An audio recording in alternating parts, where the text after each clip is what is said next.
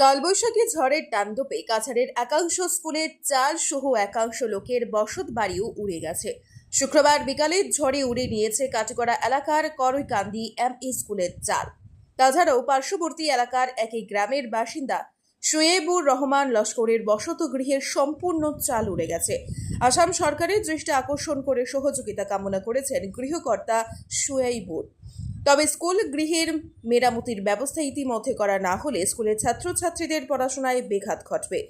তাই যথাশীঘ্র সম্ভব তা মেরামতি করার আবেদন জানিয়েছেন এলাকার জনগণ। ব্যুরো রিপোর্ট, আজকের বরাক।